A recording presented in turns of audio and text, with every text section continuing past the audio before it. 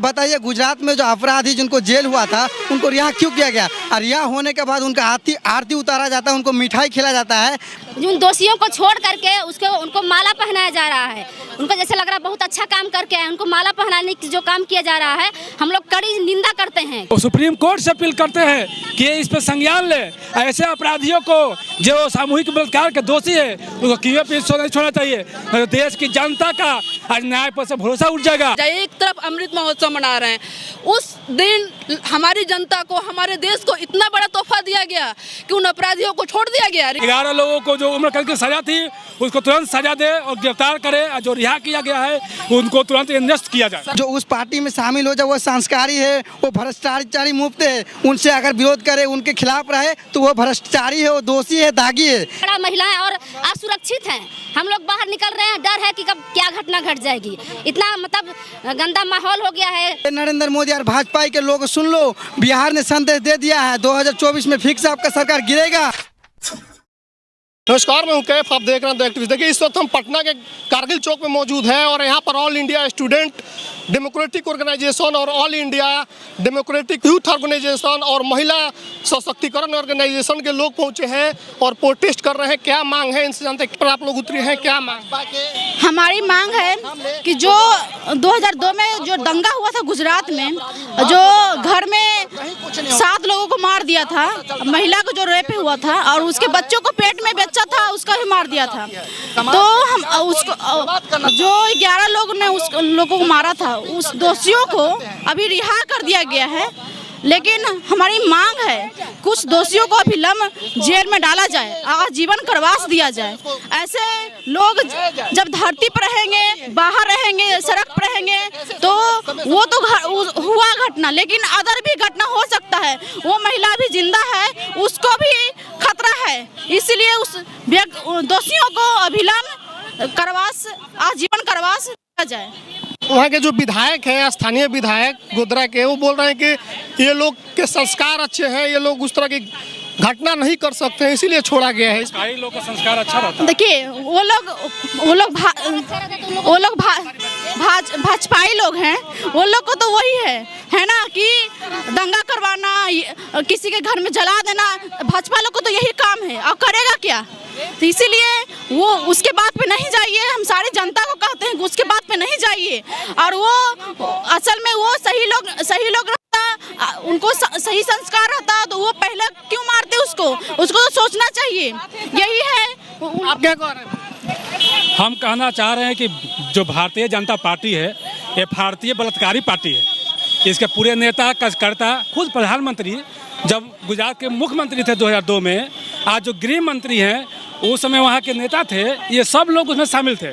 और 2002 में जो दंगा हुआ और जो सिलका बांधव साथ जो घटना घटी, उसके बलात्कारी जो दोषी है 11 जिसको उम्र कैद की सजा आई, गुजरात सरकार ने किस आधार पर फैसला लिया? क्योंकि बीजेपी को सपोर्ट करते हैं। बीजेपी के आने वाले दिनों में गुजरात में इलेक्शन है, वहाँ के वोट चाहिए, इसलिए फैसला लिया गया है। नहीं तो बलात्कारी पूरे देश भर में जिस तरह से बलात्कार घटनाएं घट रही है, 2002 में जितना निशान हत्या हुआ गुजरात के अंदर, 2000 में बलात्कार हुआ, वो महिला के साथ आज न्याय कहाँ से मिलेगा?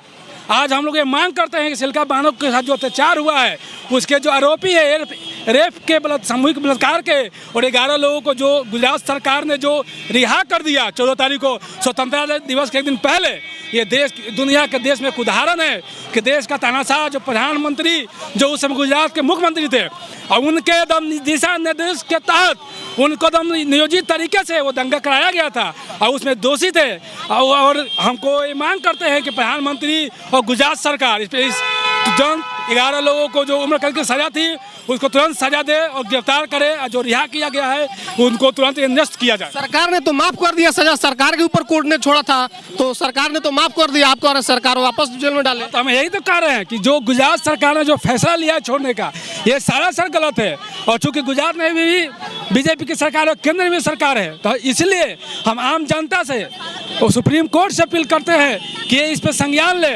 ऐसे अपराधियों को जो सामूहिक बलात्कार के दोषी है उनको क्यों पीछे नहीं छोड़ना चाहिए।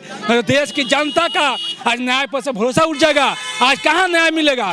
आज जो हमारे देश के चीफ जस्टिस है वो कह रहे हैं कि आज गरीबों के लिए न्याय नहीं है, पैसे वाले के न्याय है। कहा जा रहा है कि देश में लोकतंत्र खाते जो सुप्रीम कोर्ट के जो चीफ जस्टिस है वो कह रहे हैं कि देश में लोकतंत्र नहीं है। आज गरीब लोग, दलित लोग, आज जो घटनाएं घट रही है कि आज मटका पीने से जिसे आज बच्चा का हत्या कर दिया गया मास्टरों को मारते मारते, इस तरह के जो घटनाएं आज देश में हो रही है केंद्र और सरकार, केंद्र सरकार के नेतृत्व में ये जो बीजेपी जो संघ की सरकार है RSS विचारधारा के साथ चलती है, उस विचारधारा को स्थापित करने के लिए देश में ऐसी घटनाएं आज कर रही है। बिहार ने पैगाम भेज दिया पूरे हिंदुस्तान को, 2024 में नरेंद्र मोदी को खदेड़ कर आएगा और दिल्ली से बाय बाय करवाएगा, क्योंकि नरेंद्र मोदी है भाजपा सरकार, न रोजगार, महंगाई, ये सब की बात नहीं। हर हिंदू मुस्लिम जो अपराधी, भ्रष्टाचारी, नक्सली, उसको संरक्षण देने का काम करते। अब बताइए, गुजरात में जो अपराधी जिनको जेल हुआ था उनको रिहा क्यों किया गया? और रिहा होने के बाद उनका आरती उतारा जाता है, उनको मिठाई खिलाया जाता है। बताइए नरेंद्र मोदी और भाजपा की सरकार क्या आपके शासनकाल में ये गुंडाई या संरक्षण को देने का काम करते हैं? लोग जो जलोर का कांड देखिए आप, जो हेड मास्टर की मटका से पानी पीने से बच्चों को मार मार कर हत्या कर दिया जाता है, आप उसमें कुछ नहीं कर रहे हैं, ऊपर से अपराधी को रिहा करके उनका आरती उतारते हैं। ये नरेंद्र मोदी और भाजपा के लोग सुन लो, बिहार ने संदेश दे दिया है 2024 में फिर से आपका सरकार गिरेगा, क्योंकि बिहार एक ऐसा धरती है जो चाहे वो कर सकता है। क्योंकि बिहार के दशरथ मान जी ने ही पहाड़ को तोड़कर सड़क बनाने का काम किया था, और 2024 में प्रधानमंत्री भी नरेंद्र मोदी को हराने का काम बिहार के लोगों को करेगा। ये ताजिम भाजपा के विधायक है सिक्के रावल जी, जो वहाँ गोधरा के विधायक है, उनका कहना है कि 11 लोगों का संस्कार अच्छा है इसलिए इनको छोड़ा गया। संस्कार अच्छा, भाजपाई लोग ऐसा है, भाजपा का नेता ऐसा है जो उस पार्टी में शामिल हो जाए वो संस्कारी है, वो भ्रष्टाचारी मुक्त है। उनसे अगर विरोध करे, उनके खिलाफ रहे तो वो भ्रष्टाचारी है, वो दोषी है, दागी है। ये तो बीजेपी का चाल है, शुरू से ही है। आप लोग क्या मांगे, क्यों छोड़ा? हम लोग का जो मांग है, जो बिल्किस बानो के जो हत्यारा है उनको जल्द से जल्द फिर से जेल भेजा जाए, और उनके परिवारों को, उनके जो बाल बच्चे उनको सामूहिक सरकार की ओर संरक्षण दिया जाए। और भी कुछ लोग पहुंचे, महिलाएं हैं, क्या नाम है? मेरा नाम शिमला मौर्य है। क्यों आप लोग को लग रहा है कि ये फैसला गलत हुआ? एकदम बहुत ही गलत है। आज हम लोग AIDSO, AIDYO और महिला संगठन की तरफ से हम लोग विरोध कर रहे हैं। 2002 में जो गुजरात में दंगा हुआ था, उसमें जो एक महिला बिल्किस बेगम थी, उसके साथ जो गैंगरेप हुआ और उसके बच्चे को पेट में वही हत्या कर दिया गया, उसका आज हम लोग विरोध करें। बहुत ही जघन्य घटनाएं है, और जो सरकार उन दोषियों को छोड़ करके उनको माला पहनाया जा रहा है। उनको जैसे लग रहा है बहुत अच्छा काम करके आए, उनको माला पहनाने की जो काम किया जा रहा है, हम लोग कड़ी निंदा करते हैं। शर्म आनी चाहिए, इतने गंदा काम करके जो जेल में 20 साल रहा उसको छोड़ करके माला पहनाने का काम किया जा रहा है। बीजेपी के जो विधायक सांसद हैं, इन लोग को शर्म आनी चाहिए।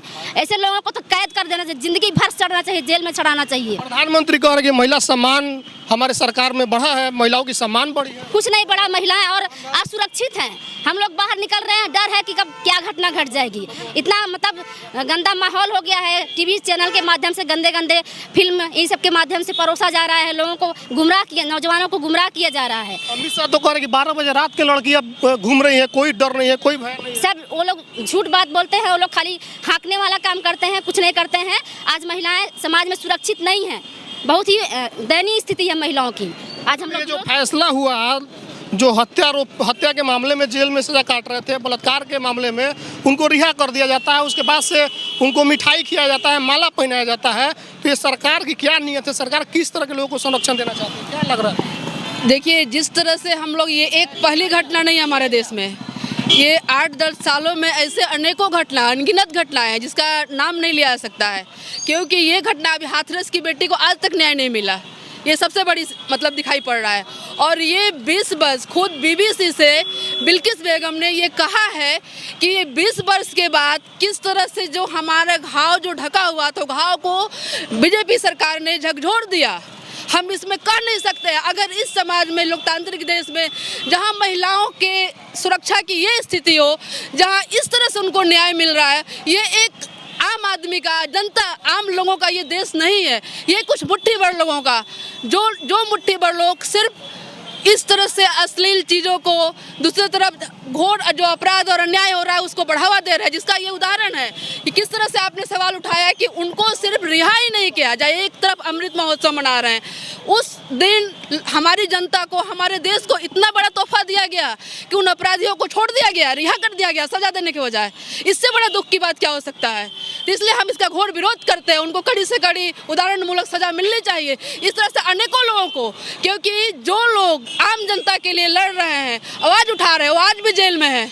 और जो लोग आम जनता को तकलीफ पहुंचा रहे हैं, चाहे महिलाएं हो, छात्र हो, नौजवान हो, उनको हर समय रिहा कर दिया जा रहा है। तो इसका हम घोर विरोध करते हैं। हम मांग करते हैं कि वो सब जनवादी प्रिय लोगों को रिहा किया जाए और जो वास्तव में जो दोषी है उसको उदाहरणमूलक कठोर से कठोर सजा दिया जाए।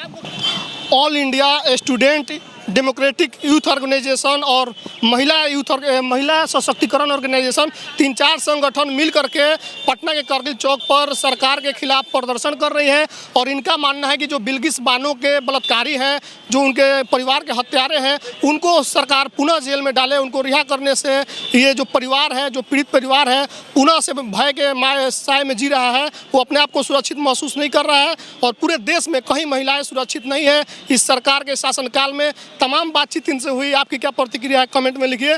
फेसबुक को देख रहे शेयर कीजिए, यूट्यूब देख रहे चैनल को सब्सक्राइब कीजिए। धन्यवाद।